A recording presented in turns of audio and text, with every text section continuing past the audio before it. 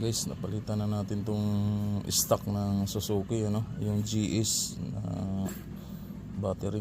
So galing akong mamahalin GS. So ang GS ngayon ay nasa mga around 1.3 sa online, ano, 1.2. So nag-downgrade ako ngayon ng presyo dito sa OD. 4L ang size. So halagang 400 plus lang siya ngayon. So ayan, the moment of truth. So susubukan natin na paandarin, ano. Ayan.